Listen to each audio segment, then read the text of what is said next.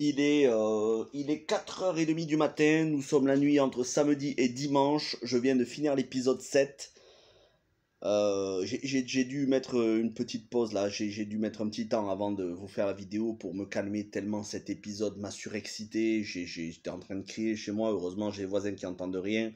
Mais quel épisode de folie! Mais quel épisode de folie! Oh, franchement, j'ai envie de crier tellement c'était bon, tellement c'était beau, tellement c'était exceptionnel en révélation.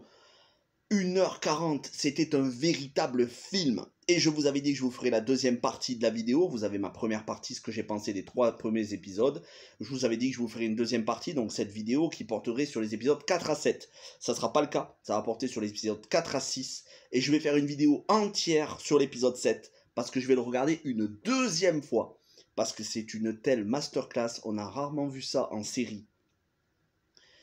La dernière demi-heure, ça va vous retourner le cerveau. Il y a des révélations de malades. Mais quand je vous dis des révélations de fous, il faut que je regarde. Il y a trop de choses. C'est trop riche. C'est trop riche pour que j'en parle.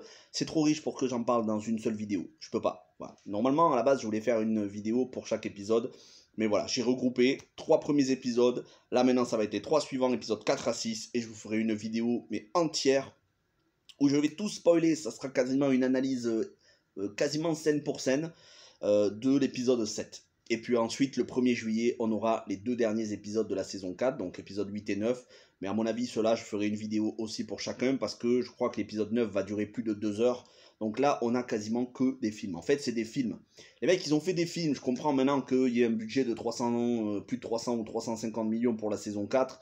La série Netflix qui a coûté le plus cher, la saison 1. Je comprends.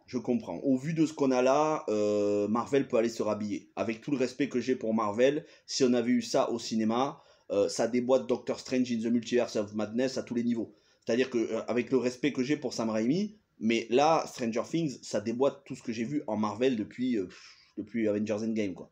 Donc, et encore, même plus. Donc là, c'est un truc de malade. C'est de la folie, c'est des super pouvoirs, c'est de truc de fou. Bon, allez, sur ce, on va pas trop traîner. J'ai pris des notes parce que je pouvais pas tout retenir de tête. Il se passe trop de choses dans les épisodes 4 à 6. J'ai essayé de faire le positif, le négatif. Je vais pas rentrer dans les détails de chaque scène non plus. Donc c'est du 100% spoilers, bien évidemment. Mais je ne vais pas vous raconter chaque épisode, vous les avez vus. Si vous êtes là, c'est que vous les avez vus. Alors l'épisode 4, je l'ai trouvé excellent parce que le personnage de Maxine est tellement émouvant, tellement touchant, elle est bien développée, elle est brillamment interprétée. Moi, Sadie Sink, l'actrice qui joue Maxine, depuis qu'elle est apparue dans la série, il me semble que c'était dans la saison 2, depuis qu'elle est apparue, je trouve que cette jeune actrice est formidable. Pour moi, ça a été une révélation. Et encore aujourd'hui, dans cette saison 4, elle est au-dessus avec Millie Bobby Brown, avec Maya Hawke, je vais y revenir, la fille de Matt Herman et de Ethan Hawke, qui est excellentissime aussi dans la série. C'est un personnage que j'apprécie beaucoup, je trouve qu'elle a de la fraîcheur, elle joue super bien. Mais voilà, le personnage de l'épisode 4 est consacré au personnage de Maxine, c'est très touchant, il y a de la mélancolie, il y a beaucoup d'émotions parce qu'on ne sait pas si elle va vivre ou pas, finalement elle s'en sort vivante, mais ça se joue à très peu. On flippe pour le personnage parce que ça se joue à rien du fait qu'elle se fasse tuer par le démon Vecna. Je dis le démon Vecna, ceux qui ont vu l'épisode 7 savent exactement ce qu'il en est par rapport à ce monstre. Je ne rentrerai pas, hein, je ne spoilerai pas l'épisode 7 dans ces vidéos. Mais l'épisode 7, il est bourré de révélations, donc voilà, je n'y rentrerai pas plus. Mais voilà, Sadie Sink, elle est la star de cet épisode, et il est centré sur elle, et je l'ai trouvée très touchante. Le fait qu'elle fasse des lettres pour ses proches, pour dire tout ce qu'elle n'a pas pu dire, parce qu'elle a des problèmes de communication, j'ai trouvé ça excellent. Robin, comme je vous disais, jouée par Maya Hawke, elle aussi, elle est très touchante. Et la musique qui accompagne les scènes de cet épisode, j'ai trouvé la musique épique. Je crois que c'est Kyle Dixon et Michael Stein, les compositeurs de la série depuis la toute première saison. Ils ont fait un super boulot au synthétiseur. C'est une pépite. On retrouve de la cohésion de groupe, ce que je ne retrouvais pas dans les 2 premiers épisodes. Jusqu'à la moitié du 3e épisode, je ne retrouvais pas ça. C'est ce qui m'a agacé.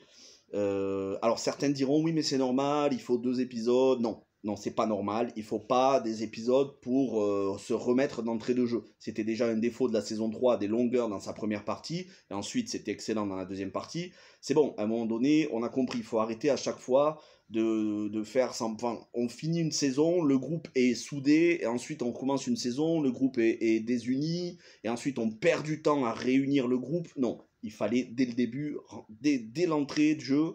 il fallait qu'on ait des personnages qui soient unis, quand bien même ils étaient séparés par la distance kilométrique. Ça n'a pas été le cas, et donc on a patiné dans les 2 premiers épisodes, même durant le 3e épisode. Là, enfin, on retrouve cette cohésion de groupe, cette alchimie entre les personnages, parce que physiquement, déjà, ils n'étaient pas à côté les uns des autres, et en début de saison, ils ne s'appréciaient plus vraiment. On retrouve le pouvoir de l'amitié, c'est ce que j'aimais dans Stranger Things depuis le tout début, le pouvoir de l'amitié entre ses enfants, qui ont d'ailleurs grandi. Et ça, c'est vraiment très appréciable. Maintenant, il y a quand même des défauts sur cet épisode 4. C'est le personnage de Mike. Finn Wolfhard, l'acteur qui joue Mike, là où je l'aimais bien dans les premières saisons, je le trouvais assez touchant. Je trouvais qu'il se débrouillait bien. C'était un bon petit acteur qui me faisait penser à des jeunes acteurs des films des années 80. Là, il a grandi. Alors non seulement j'ai du mal, comme je vous disais dans la vidéo précédente, non seulement j'ai du mal avec son aspect physique, mais surtout j'ai du mal avec son interprétation. Je trouve qu'il n'est pas investi dans le rôle, il est désagréable, il joue mal dans cette saison, mais quasiment tous les épisodes en fait. Et son intrigue ne m'intéresse pas, en fait. Son intrigue où il est dans la maison de Joyce, d'abord pourchassé par le FBI, ensuite le FBI qui les protège, ensuite pourchassé par l'armée, ça ne m'intéresse pas. Je trouve que ça n'apporte rien d'intéressant à l'intrigue. Si on avait enlevé tout ce pan scénaristique, ça n'aurait pas été plus désagréable, bien au contraire. D'ailleurs, les tribulations de Joyce et de Hooper, alors elles sont en demi-teinte. C'est tantôt passionnant et humoristique parce qu'on a le personnage de l'américain qui parle russe qui accompagne Joyce et qui est très bon. Tantôt c'est passionnant du côté de Joyce comme de Hooper. Tantôt c'est un peu ennuyeux. Donc en fait je trouve que c'est trop long à aboutir. C'est trop étiré en longueur. On aurait pu compresser tout ça. C'est vrai que tout ça pour ça, en arriver... voilà, à essayer de retrouver Hooper au Kamchatka, donc c'est en Sibérie ou en Russie, je sais plus, je vous avais dit dans la vidéo précédente, je trouve que c'est trop long, ça patine et ça fait du surplace. Et ça c'est le dernier point, alors ça pour vous ce sera peut-être positif, ça dépend si vous aimez les films de genre, moi c'est pas mon cas, je suis pas fan des films d'horreur. J'ai trouvé que l'aspect flippant et horrifique était beaucoup plus prononcé, beaucoup plus accentué sur cette saison, et donc sur ces épisodes, notamment les 3 premiers, mais aussi l'épisode 4 et 5, parce que voilà, c'est ces morts qui se font démembrer, les globes oculaires, les yeux arrachés, désarticulés. Je trouve qu'on n'est pas sur une fiction pour un public familial à laquelle nous avait habitué les premières saisons de Stranger Things. Là, sur cette saison de Stranger Things, je trouve que c'est pas pour un public familial, c'est pour un public averti. Alors si on m'avait dit avant, à la rigueur, mais on ne me l'a pas dit avant, donc moi je considère personnellement que c'est un défaut. Après, chacun verra midi à sa porte. Épisode 5, toujours le groupe de Hawkins qui reste passionnant. Il y a une nette supériorité quand même au niveau de l'interprétation des acteurs et actrices qui jouent les personnages de Maxine, comme je vous le disais, Sadie Sink, Robin, Maya Hawke, Nancy, Natalia Dyer, et Steve, Joe Keery. Je trouve que ces 4 persos, ils sont largement au-dessus des autres, même s'il ne faut pas oublier Dustin, qui est très bon. C'est pas forcément les épisodes où il est le meilleur, Dustin, mais par la suite, épisodes 6 et 7, il est excellent. On retrouve le Dustin aussi savoureux que dans les autres saisons.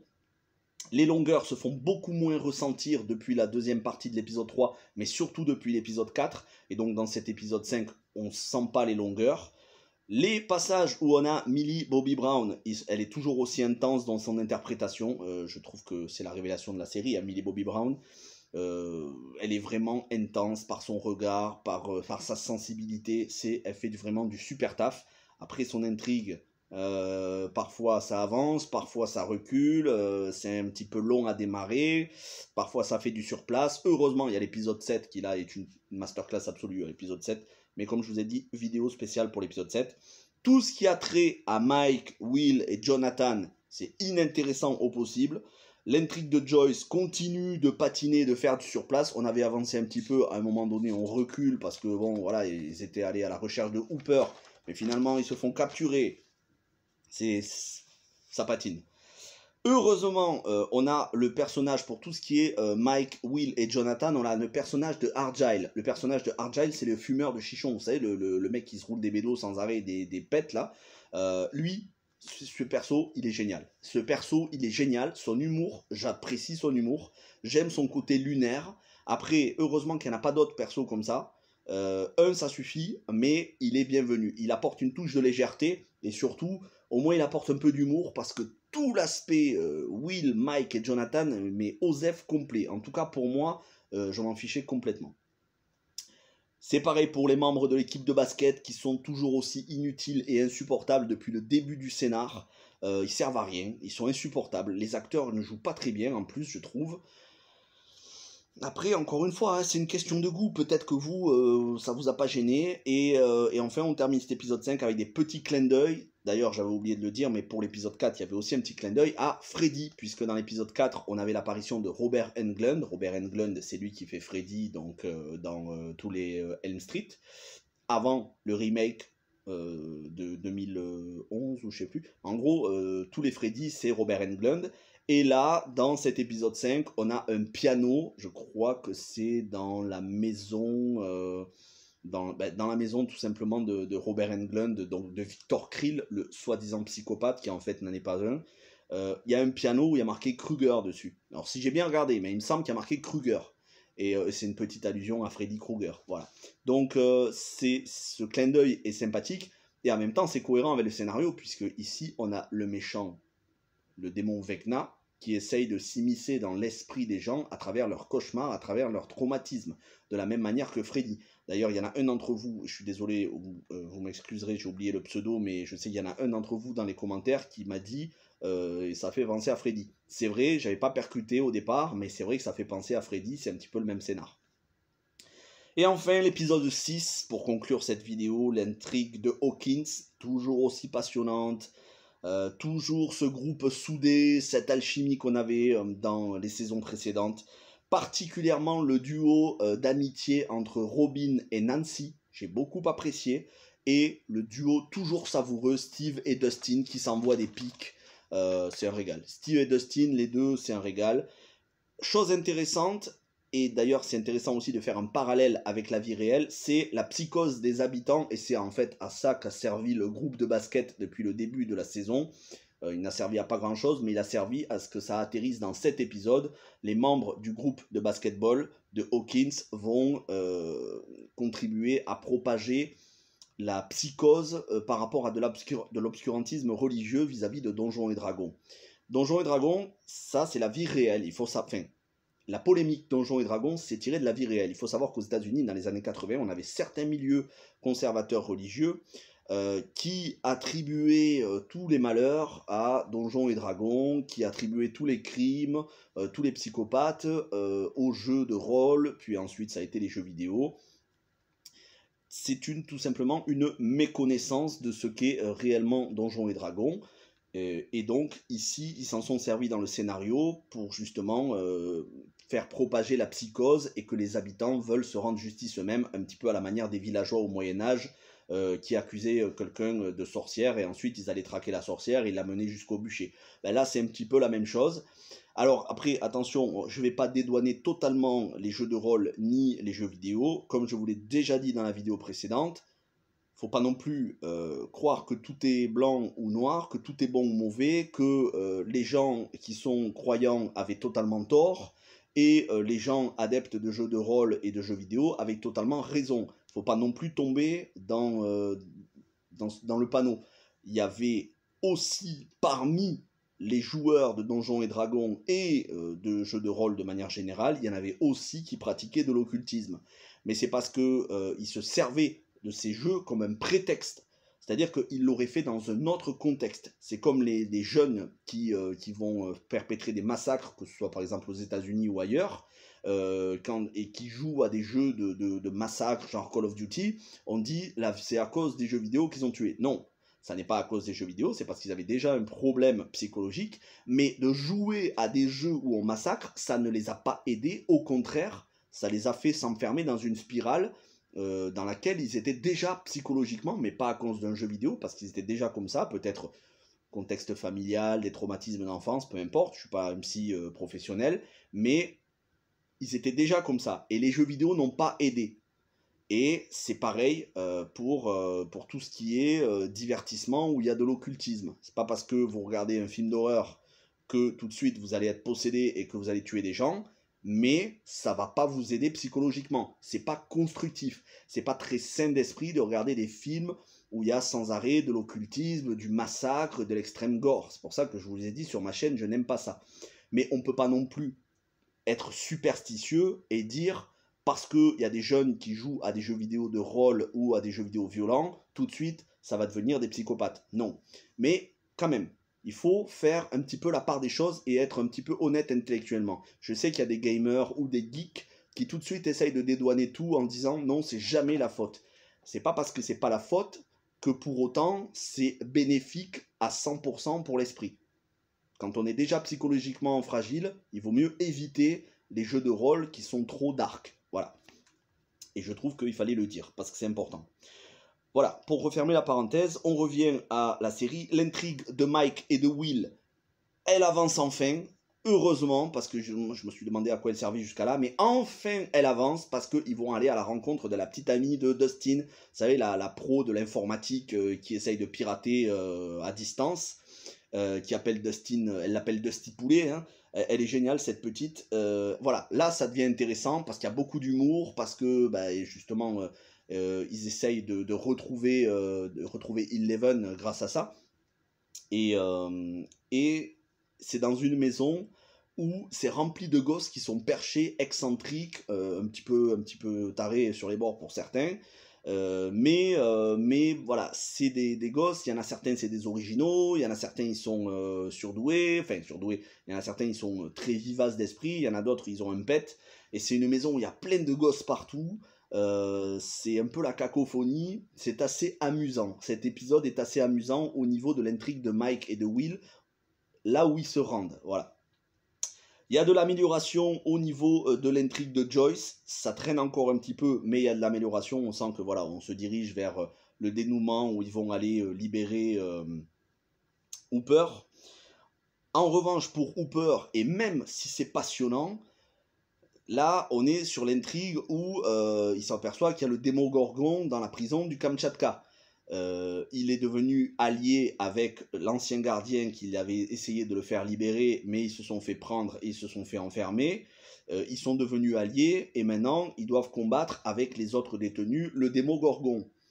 Sauf que ça, malheureusement, la présence du Démogorgon dans la prison du Kamchatka, on avait déjà été spoilé dans les différents trailers et bandes annonces que l'on a eu sur ces 2 ou 3 dernières années, en promotion, pour nous faire patienter. On avait eu énormément de leaks sur ça. Donc ça évente un petit peu l'intrigue. Voilà, il n'y a plus ce phénomène de surprise. Je savais déjà qu'il serait confronté au Démogorgon. C'est dommage. Je trouve que, encore une fois, voilà, le fait d'avoir fait de la promo et d'en avoir un petit peu trop dit, ça gâche. Mais en même temps, je peux comprendre. En 3 ans, il faut forcément faire de la promo pour la série. Sinon, les gens, ils oublient petit à petit. Il y a tellement de bonnes séries qui sortent qu'on est obligé de distiller un petit peu d'infos pour garder les gens, on va dire, hypés par la série et par l'arrivée de cette saison 4. Malheureusement, voilà, ils avaient hypé des choses qui auraient pu être, avec l'effet de surprise, encore meilleures. Ceci dit, voilà, l'intrigue de Hooper avance. Et l'intrigue de Eleven, donc de Elf ou de 11, comme vous préférez, elle avance à grands pas. On sent qu'on va avoir des révélations. Elle est maintenant aux côtés du Dr Brenner et de Owens, donc Paul Reiser. Et elle est rentrée dans sa tête, dans ses souvenirs, et elle va essayer de chercher dans ses souvenirs comment vaincre à la fois ce démon Vecna, mais aussi la menace qui consiste... Enfin, cette menace sourde, grandissante, qui pourrait mettre en péril le monde entier. Et donc, on va toujours plus profond dans l'esprit de Eleven, et on va essayer de comprendre la scène du début de saison, cette scène où elle semble avoir massacré tout le monde dans le laboratoire de Hawkins. Donc, c'est passionnant, et ça prépare à l'épisode 7, dont je ne vous parlerai pas dans cette vidéo, qui est juste une masterclass, qui est irréprochable. Tous les petits défauts qu'il pouvait y avoir dans les épisodes dont je viens de vous dire, dans les 6 premiers, l'épisode 7, il n'y en a plus. on se concentre sur ce qu'il y a de meilleur. 1h40, un véritable film. Et puis cette dernière demi-heure, voilà, moi honnêtement, vous me mettez le morceau de musique de Philip Glass qu'on a dans Watchmen, je suis aux anges, rien que j'entends ça, vous me faites des allusions à l'horloge de la fin du monde, vous me faites une allusion à voilà. Épisode 7, je vais vous faire une vidéo où je vais décortiquer en détail, c'est une tuerie, c'est un véritable film, comme je vous ai dit en début de vidéo, qui peut donner beaucoup de leçons à des Marvel ou des films de super-héros d'aujourd'hui. Et donc voilà, DC Comics et Marvel, prenez exemple sur Stranger Things, saison 4, de manière générale sur la saison 4 en entier, mais surtout sur cet épisode 7, parce que ça c'est une tuerie. Cet épisode 7 c'est une tuerie. Je vais me le regarder une deuxième fois, bon peut-être pas tout de suite là parce que je vais dormir un peu, mais dans le courant de la journée, là, dans le courant de ce week-end, de ce dimanche, je vais me regarder une deuxième fois l'épisode 7 pour pouvoir prendre beaucoup de notes, pour vous faire une vidéo dédiée, parce que là, c'est au niveau qualité, au-dessus, c'est le soleil. Voilà, sur ce, passez un bon dimanche. N'hésitez pas à me dire dans les commentaires ce que vous avez aimé, ce que vous avez moins aimé. Encore une fois, c'est nuancé et c'est mon goût personnel. Donc, si vous avez tout adoré dans la série ou si vous avez détesté, il n'y a aucun problème. Il faut respecter les goûts personnels. Voilà. Il n'y a pas à dire tu as tort d'avoir aimé ou pas aimé ou à moitié, tu aurais dû aimer tout. Non, c'est chacun fait selon ses goûts, selon ses attentes, selon sa patience.